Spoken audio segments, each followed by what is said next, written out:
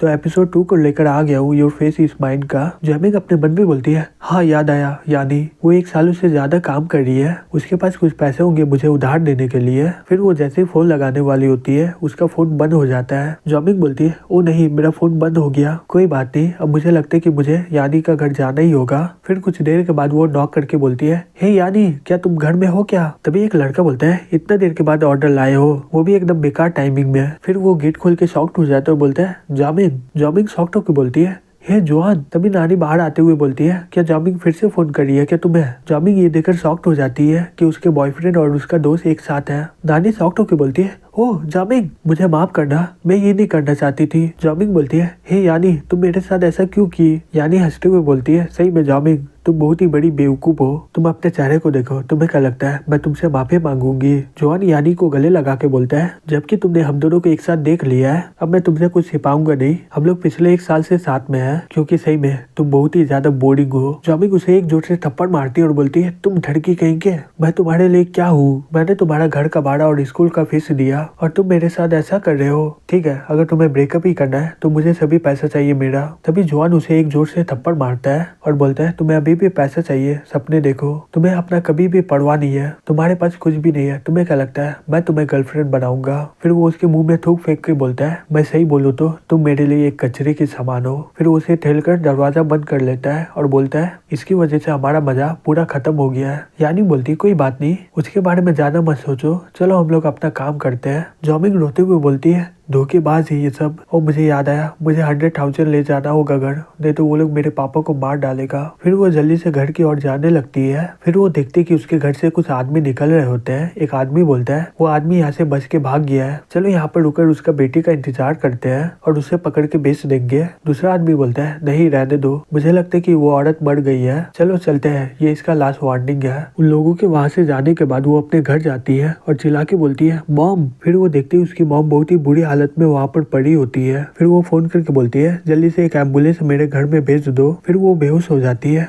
वो फोन में बोलती है, हे मैडम क्या हो गया? फिर वो बोलती है, चलो देखते वहाँ पर जाकर। फिर हमें अगले दिन हॉस्पिटल में दिखाया जाता है। जॉमिंग चिल्लाते हुए उठ जाती है और बोलती है, मॉम। नर्स बोलती है, प्लीज शांत हो जाइए, आपकी मॉम मर गई है, उन्हें बहुत ही बुरी तरीके से मारा था और वो मर गई इसी कारण, तो आप जल्दी से एक पुलिस को रिपोर्ट कर दीजिए इस बारे में। आपकी मॉम की डेड बॉडी अभी भी हॉस्पिटल में है, आपको उनका फ्यूनरल भी करना होगा और ये हॉस्पिटल का चार्ज भी भरना होगा, और उसके अलावा तुम प्रेग्नेंट भी हो। फिर वो हॉस्पिटल से बाहर आते हुए अपने मन में बोलती है, अब मैं पूरी तरह एक कुत्ते की तरह हो गई हूँ, मैं तो अपनी मॉम की फ्यूनरल भी नहीं कर पाऊंगी, अब मैं उस कमीने के बच्चे की माँ भी हूँ, अब मैं क्या करूँ? जोहान मैं ये करना नहीं चाहती थी, लेकिन मुझे ये करना होगा। फिर वो वहाँ पर पहुंच जाती है जहाँ पर जोहान बास्केटबॉल खेल रहा होता है। मैच खत्म होने के बाद उसके पास जाके बोलती है, हे जोहान। जोहान बोलता है, तुम? फिर उसका हाथ पकड़ के कॉर्नर में ले आता है। फिर वो बोलता है, मैंने बोला ना कि ब्रेकअप कर रहा हूँ मैं, तो तुम यहाँ पर क्या लेने आई हो? जॉमिंग बोलती है, मैं भी ये सब खत्म करना चाहती थी, लेकिन मैं तुम्हारी बच्चे की माँ बनने वाली हूँ। ये सुनकर जोहान बहुत ही ज्यादा शॉक्ड हो जाता है। जॉमिंग बोलती है, मुझे तुमसे कोई नाता रखना नहीं है, लेकिन मेरा पैसा मुझे चाहिए। फिर जोहान उसका हाथ पकड़ लेता है और बोलता है, नहीं जॉमिंग, मुझे यानी कंट्रोल करके रखी थी उस समय, मैं तुम्हें तकलीफ पहुँचाना नहीं चाहता था, लेकिन ये सब हो गया और मैं इसका जिम्मेदारी लूंगा। फिर वो उसे गले लगा के बोलता है, प्लीज मुझ पर भरोसा रखो, मैं यानी से सभी नाते को खत्म कर लूंगा, मैं तुम्हारे सभी पैसे को दे दूंगा, आज रात को मेरे अपार्टमेंट में आ जाना। जॉमिंग रात का इंतजार कर रही होती है और अपने मन में बोलती है, ये वही जगह है जहाँ पर हम लोग कितने मजे करते थे, यहाँ पर हम दोनों कितने अच्छे समय बिताते थे, लेकिन वो अभी दूसरे लड़की के साथ है, वो भी मेरे दोस्त के साथ, मैं अपना पैसा लेने के बाद उसके साथ ब्रेकअप कर लूंगी। तभी वहाँ पर कुछ आदमी आ जाते हैं और बोलते हैं, अगर तुम्हारा बॉयफ्रेंड नहीं बताता कि तुम यहाँ पर हो तो हम लोग तुम्हें कभी खोज नहीं पाते हैं। जॉमिंग बोलती है, तुम कौन हो और तुम लोग क्या चाहते हो? फिर वो लोग उसे बांधने लग जाते हैं। जॉमिंग चिल्लाते हुए बोलती है, कोई मेरी मदद करो। तभी वो लड़का उसे मारते हुए बोलता है, चुप हो जाओ, और उसे बोरी में बंद कर देते हैं। और एक लड़का बोलता है, ठीक है, इसे बॉस के पास ले जाओ। वो बोल रहा था कि वो लड़की वहाँ पर पहुंच जाएगा तो ये लोग हमसे जितना भी उधार लिए है हम लोग को मिल जाएगा। वो लड़का बोलता है, ठीक है, मैं वहाँ पर पहुंचा देता हूँ उसे। फिर कुछ देर के बाद जॉमिंग आँख खोल के देखती है, उसके सामने उसका बॉस खड़ा रहता है और वो अपना काम करके वहाँ से निकल रहा होता है। तभी उसे फोन आता है, वो उठा के बोलती है, हेलो। जोहान बोलता है, क्या तुम्हें अभी भी पैसे की जरूरत है क्या? जॉमिंग चिल्ला के बोलती है,